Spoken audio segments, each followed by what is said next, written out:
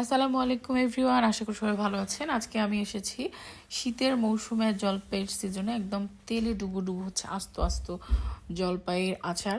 তো দেখতেই পাচ্ছেন, দেখেই কিন্তু অনেক লোভনীয় লাগছে আচারটা। এবং এই আচারটা কিন্তু খিচুড়ি এবং হচ্ছে সাদা ভাত যে কোনো কিছু দিয়ে একদম একদম দারুণ লাগে।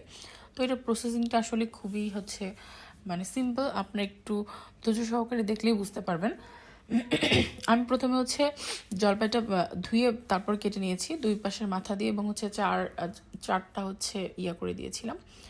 আর গরম পানিতে আমি একটু লবণ আর হলুদ মিক্স করে নিব, জাস্ট জলপাইয়ের কালারটা হচ্ছে একটা সুন্দর একটা হলদেটে কালার আসবে সেজন্য।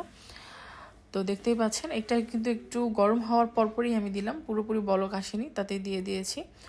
এই জলপাইটা আমার মোটামুটি হয়ে গেছে, এবং মাঝখানে একটু নেড়ে দিতে হবে, না হলে হচ্ছে যে জলপাইগুলো উপরে আছে সেগুলো কিন্তু একটু সবুজেই থাকবে, সেদ্ধ হবে না। সেজন্য হচ্ছে মাঝে মধ্যে নেড়ে চেড়ে দিতে হবে এবং ঢাকনা দিয়ে এটা আপনার হচ্ছে সেদ্ধ করে নিতে হবে।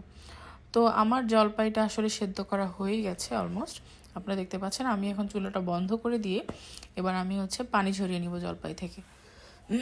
তারপর এটা আমি রোদ্রে শুকাবো, 2 দিন রোদ্রে শুকিয়েছি আমি। এবার পাঁচফোড়ন আমি ভেজে নিয়েছি, এখানে আপনারা আপনাদের পরিমাণ মতো নিয়ে নেবেন। আমি একটু বেশি পরিমাণে নিয়েছি পাঁচফোড়নটা, ভাজা পাঁচফোড়ন, সাথে হচ্ছে আপনার সর্ষেটা আমি ধুয়ে নিয়েছি। এখানে মরিচ দেখছেন, মাঝখানে কিন্তু লবণ আছে, এবং হচ্ছে ভিনেগার এবং রসুন কিন্তু অনেক কয়েক আর কি পিস দিয়েছি আমি। এগুলো আমি ভালো করে ব্লেন্ডারে ব্লেন্ড করে নিয়েছি। আপনারা কিন্তু এই নিয়মটা অবশ্যই ফলো করবেন আস্ত জলপাইয়ের জন্য।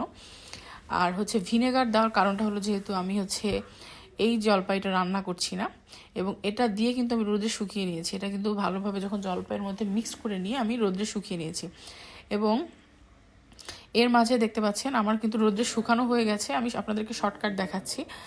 এখানে মরিচগুলো যেটা ছিল, মরিচটাও আমি হচ্ছে আর কি করে নিয়েছিলাম, রোদে শুকিয়ে নিয়েছি। এবং হচ্ছে এখানে পাঁচফোড়নের গুঁড়া, এবং হচ্ছে আমার যে জলপাইটা আমি রোদ্রে আবার শুকিয়েছি, এটাও 2 দিন রোদ্রে শুকানোর পর আমি বয়মের মধ্যে দিয়েছি। আর মাঝে মাঝে আবার পাঁচফোড়নের গুঁড়া দিচ্ছি, এবং হচ্ছে জলপাইটা দিয়ে দিচ্ছি। এবং মাঝে মাঝে কিন্তু আমি হচ্ছে মরিচগুলো, শুকনো মরিচ দিচ্ছি, এটা বোটা সহই দিয়ে দিচ্ছি।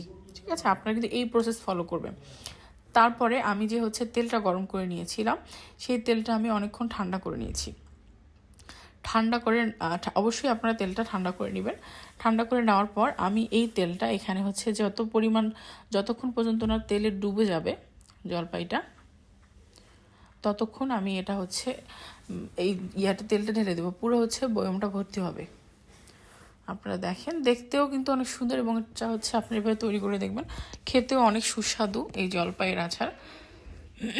তারপর আমি এটা নিয়ে আবারও হচ্ছে 4-5 দিন রোদে শুকাবো। এই শুকানোর পর এটা হচ্ছে জলপাইটা, আপনারা কিন্তু বেশি ঝাল যদি চান তাহলে মাঝখান দিয়ে হচ্ছে ভেঙে দিতে পারেন মরিচটা। আমি দেখেন, এটা কিন্তু রোদ্রে শুকানোর ছবি, আমি রোদ্রে দিয়েছিলাম। আমি 4-5 দিন শুকিয়ে নিয়েছি, এবং এটা আপনি অনেকদিন সংরক্ষণ করে রাখতে